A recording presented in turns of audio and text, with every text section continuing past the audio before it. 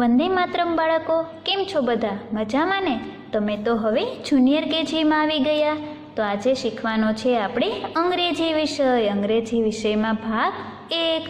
તો બાળકો, તમે પહેલાં પણ અંગ્રેજી વિષય શીખી ગયા છો. આપણે આજે ફરી પાછો અંગ્રેજી વિષય શીખવાનો છે.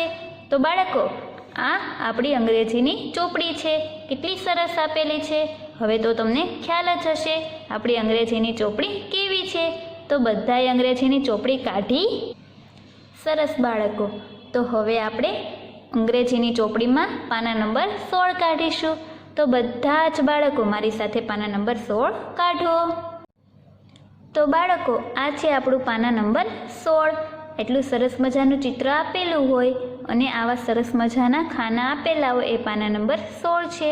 તો આજે આપણે અંગ્રેજી વિષય તો ભણીએ છીએ, પણ અંગ્રેજી વિષયમાં આજે આપણે કંઈક નવું ભણીશું. તો એ શું નવું ભણવાનું છે એ તો આપણે સૂચના વાંચીશું તો જ આપણને ખ્યાલ આવશે. તો બધા જ બાળકો સૂચના વાંચું એ સાંભળજો. તો જોઈએ સૂચનામાં શું આપેલું છે.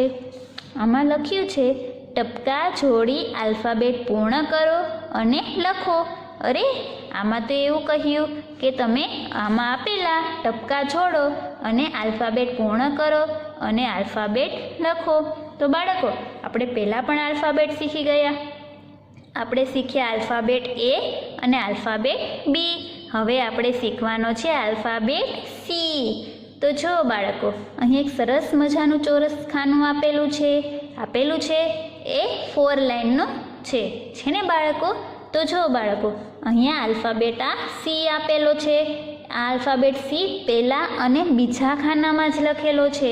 આ ત્રીજું ખાનું તો એકદમ ખાલી છે ને બાળકો? તો આપણે પણ આલ્ફાબેટ પહેલાં અને બીજા ખાનામાં જ લખવાનો છે. આ ત્રીજું ખાનું એકદમ ખાલી લખવાનું છે. તો આ આલ્ફાબેટ C કેવી રીતે લખાય એ આપણે જોઈશું. તો જો બાળકો, અહીંયાથી ઉપરથી લઈને નીચેની તરફ આવી રીતે આમ અર્ધગોળ બનાવવાનું છે ને બાળકો? અર્ધગોળ. તો આને આલ્ફાબેટ C આવી રીતે લખાય. અરે બાળકો, આ શેનું ચિત્ર છે? આ ચિત્ર તો બિલાડીનું છે. પણ બાળકો, બિલાડીને અંગ્રેજીમાં કેટ કહેવાય. શું કહેવાય? કેટ. તો આને વચાય C for cat. C for cat.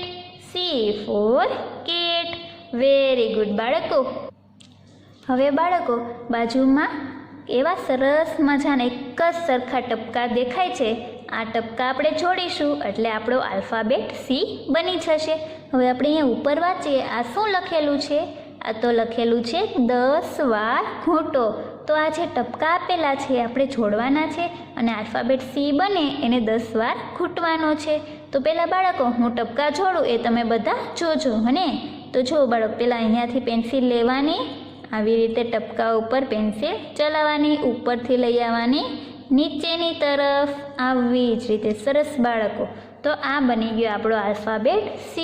તો બધા જ બાળકો બોલતા બોલતા ઘૂંટશે. તો ચાલો આપણે બધા ઘૂંટીશું. Very good. C for cat. C for cat. C for cat. C for cat. C for cat. C for cat. C for cat. C for cat. C for cat. C for cat. C for cat. C for cat. C for cat. C for cat. C for cat. C for cat. C for cat. C for cat. Very good બાળકો. તો આપણે આ C for cat ઘૂંટી નાખ્યું. તો જો બાળકો, અહીંયા પણ કેટલા બધા સરસ મજાના એક જ સરખા ટપકા આપેલા છે ને બાળકો? અહીંયા જુઓ બાળકો, આ 4 લાઇનનું એક ખાનું આપેલું છે. તો જુઓ, અહીંયા C for cat આપેલો છે, પણ એ પણ પહેલાં અને બીજા ખાનામાં લખેલો છે. આ ત્રીજું ખાનું એકદમ ખાલી છે. આપણે તે એક પણ લીટો જવા દેવાનો નથી. એકદમ ખાલી રહેવું જોઈએ આ ખાનું. તો ચલો બાળકો, હું પહેલાં તમને આ એક C for catના ટપકા જોડીને બતાવું. એવી જ રીતે આપણે આખું ખાનું પૂરું કરવાનું છે. એવી જ રીતે આ બીજી લાઈન પૂરી કરવાની, પછી આ ત્રીજી લાઈન પૂરી કરવાની. તો બધા જ બાળકો પહેલાં જોશે. તો જો પહેલાં ઉપરથી પેન્સિલ ચલાવવાની, નીચેની તરફ લઈ જવાની અને આવી રીતનું એક અર્ધગોળ બનાવવાનું છે. એને જ કહેવાય C4 કેટ. તો બધા જ બાળકોને C4 કેટ લખતા આવડી ગયો ને? Very good. તો બધા જ બાળકો મારી સાથે પહેલાં એક લાઈન બોલતા બોલતા પૂરી કરશે. તો ચાલો આપણે ટપકા જોડીશું. Very good. C4 cat, C4 cat, C4 cat, C4 cat, C4 cat. અરે વાહ, આપણી બધાની એક લાઈન પૂરી થઈ ગઈ. પણ આપણે જોયું બાળકો, આ ત્રીજા ખાનામાં આપણે લીટો જવા દીધો નથી. તમે પણ નહીં જવા દીધો હોય તો બધા બાળકોએ આવી વ્યવસ્થિત રીતે ટપકા જોડવાના છે. તો આપણે આવ્યા હવે નવી નવી લાઈન.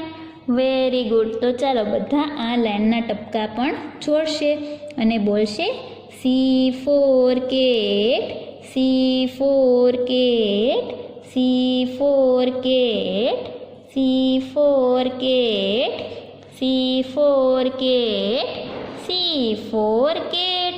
સરસ બાળકો, આપણે બે લાઈનના ટપકા તો છોડી નાખ્યા. હવે આપણે આવ્યા ત્રીજી લાઈન. તો બધાએ નવી નવી લાઈનના ટપકા છોડવા છે ને? Very good. તો ચાલો બધા જ બાળકો મારી સાથે આ લાઈનના ટપકા જોડશે. કેવી રીતે છોડવાના? પહેલાં ઉપરથી નીચેની તરફ પેન્સિલ લઈ જવાની અને એક અર્ધગોળ બનાવવાનો.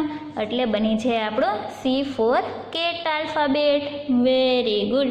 તો બધા જ બાળકો ટપકા જોડશે અને બોલશે C4 cat, C4 cat, C4 cat, C4 cat, C4 cat. Very good બાળકો, આપણે ટપકાવાળી લાઈન તો બધી જ પૂરી કરી દીધી. હવે આપણી પાસે ખાલી ખાનાવાળી લાઈનો બાકી છે. આમાં તો ટપકા આપેલા પણ નથી અને એક પણ C લખેલા પણ નથી. તો આપણે જાતે C4 કેટ લખવાનો છે. તો જો બાળકો, પહેલાં હું તમને એક લખીને બતાવીશ, પછી તમારે લખવાનો છે. તો બધા જ બાળકો પહેલાં આવી રીતે પહેલાં ખાનામાં અહીંયા પેન્સિલ રાખશે અને એક અર્ધગોળ બનાવશે. તો આ બની ગયો આપણો C4 કેટ. C આલ્ફાબેટ આપણો બની ગયો. આવી જ રીતે બધા જ આલ્ફાબેટ આપણે લખવાના છે. અને બાળકો, તો આવી રીતે અર્ધગોળ બનાવવાનો એટલે બની જશે આપણો આલ્ફાબેટ C. તો ચાલો બાળકો, પાછા એકવાર જોજો હું કેવી રીતે લખું છું. પહેલાં અહીંયા પેન્સિલ રાખવાની, પછી નીચેની તરફ પેન્સિલ લઈ જવાની, પછી થોડીક ઉપરની તરફ પેન્સિલ લાવવાની એટલે આપણો બની જાય C4 કેટ. C આલ્ફાબેટ બની ગયો. હવે બધા જ બાળકો મારી સાથે બોલતા બોલતા લખશે અને એક લાઈન આપણે પૂરી કરીશું. તો બધા બાળકો લખશો ને? Very good. તો ચાલો C4 cat, C4 cat, C4 cat, C4 cat. અરે વાહ બાળકો, આપણી એક લાઈન તો પૂરી થઈ ગઈ. હવે આપણે નવી નવી લાઈન આવ્યા. તો કેવી રીતે લખવાનું? પહેલા ખાનામાંથી નીચે બીજા ખાના સુધી આવી રીતે અર્ધગોળ બનાવવાનું. પહેલા ખાનાથી બીજા ખાના સુધી આપણે અર્ધગોળ બનાવવાનું એટલે બની જાય આપણો આલ્ફાબેટ C.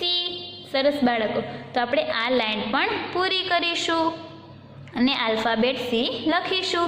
તો બધા જ બાળકોએ બોલતા બોલતા લખવાનું છે C4 cat, C4 cat, C4 cat, C4 cat, C4 cat. અરે વાહ બાળકો, બધા જ બાળકોના C4 કેટ લખાય છે વ્યવસ્થિત? સરસ. હવે તો આપણી પાસે આ છેલ્લી લાઈન બાકી છે, એ પણ આપણે પૂરી કરીશું. તો અહીંયા બધા પેન્સિલ રાખશે અને બનાવશે આવી રીતે એક અર્ધગોળ અને બોલશે C4 cat, C4 cat, C4 cat, C4 cat, C4 cat, C4 cat, C4 cat. Very good બાળકો, તો આ બની ગયો આપણો સી ફોર કેટ આલ્ફાબેટ બની ગયો. આપણે આલ્ફાબેટ સી આજે શીખી ગયા. હવે પણ બાળકો હજી અહીંયા નીચે કંઈક નવી નવી વસ્તુ આપેલી છે ના લીટીમાં, તો એમાં આપણે શું કરવાનું છે એ આપણે સૂચના વાંચીશું તો આપણને ખ્યાલ આવી જશે. એને બાળકો, તો હું સૂચના વાંચું છું, તમે બધા મારી સાથે સાંભળજો. તો જો, આલ્ફાબેટ સી ફરતે ગોળ કરો. અરે બાળકો, આમાં તો એવું કહ્યું છે કે નીચે આ ઘણા બધા આલ્ફાબેટ આપેલા છે, એમાંથી આપણે સી આલ્ફાબેટ ગોતીને એની ફરતે ગોળ કરવાનો છે. તો બધા જ બાળકો મને સી આલ્ફાબેટ ગોતવામાં મદદ કરશો ને? સરસ. તો જોઈએ, આપણે પહેલાં આમાં જોઈએ, આમાં સી આલ્ફાબેટ ક્યાં આપેલું છે? આ આપેલું છે સી આલ્ફાબેટ છે આ. Very good. આ તો આલ્ફાબેટ સી છે, તેની ફરતે ગોળ રાઉન્ડ આપેલું જ છે. Very good. હવે આ બાજુમાં જોઈએ, આ શું છે? આ તો એ ફોર એપલનો એ છે. પછી આ છે સી આલ્ફાબેટ? ના, આ તો નથી. હવે આપણે અહીંયા આવી જશું. આ આલ્ફાબેટ સી છે બાળકો? આ તો આલ્ફાબેટ સી છે. આના જેવો જ દેખાય છે આ પણ. તો આની ફરતે આપણે ગોળ રાઉન્ડ કરીશું. Very good. આ આલ્ફાબેટ સી છે? ના, આ તો નથી. આ છે? આ પણ નથી. તો આ શું છે બાળકો? આ તો એ ફોર એપલનો એ છે. પછી આ આલ્ફાબેટ સી છે? ના, આ પણ નથી. હવે આપણે અહીંયા જોશું. આ આલ્ફાબેટ સી છે? Very good. તો આની ફરતે આપણે ગોળ રાઉન્ડ કરીશું. આ તો આલ્ફાબેટ સી જ હતો. હવે આ છે? ના, આ નથી. તો આ શું છે? આ તો એ ફોર એપલનો એ છે. Very good. હવે આ છે? ના. તો આ તો છે જ, આના જેવો જ દેખાય છે. તો આપણે આની ફરતે ગોળ રાઉન્ડ કરીશું. Very good. હવે આ છે? ના, આ નથી. તો આ તો હશે. આ પણ નથી અને આ પણ નથી. તો આપણે આલ્ફાબેટ સી ફરતે ગોળ રાઉન્ડ કરી દીધા. આપણે આજે શીખ્યા આલ્ફાબેટ સી લખતા અને ટપકા જોડી આલ્ફાબેટ સી પૂર્ણ કરતા શીખ્યા. તો હવે બાળકો, આપણે આની ઘરે પ્રેક્ટિસ તો કરવી જ પડશે. તો બધા જ બાળકો મારી સાથે પાના નંબર 17 કાઢો. તો બાળકો, આ છે પાના નંબર 17. આમાં પણ ઘણા બધા આલ્ફાબેટ સી આપેલા છે.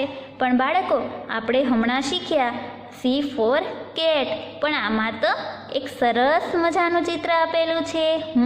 શેનું ચિત્ર છે? હા, વેરી ગુડ. આ તો કેક આપેલી છે. તમને બધાને ખૂબ ભાવે ને કેક? સરસ. તો બાળકો, સી ફોર કેટ પણ થાય અને સી ફોર કેક પણ થાય ને? હવે બાજુમાં જુઓ, અહીંયા પણ સી ફોર કેક આપેલું છે અને C four cat alphabet C આપેલો છે. તો આમાં તમારે રંગ પૂરવાનો છે, આ ટપકા જોડવાના છે અને અહીં આલ્ફાબેટ સી લખવાનો છે. તેમજ આ લાઈનમાંથી આલ્ફાબેટ સી ગોતીને ગોળ રાઉન્ડ કરવાનો છે. તો વાલીશ્રીને જણાવવાનું કે બાળકને આલ્ફાબેટ સીમાં રંગ પુરાવો અને અહીંયા આલ્ફાબેટ સી લખાવવા, તેમજ આમાંથી આલ્ફાબેટ સી ગોતીને ગોળ રાઉન્ડ કરાવવું. તો આવજો બાળકો, આપણે ફરી પાછા મળીશું. વંદે માતરમ.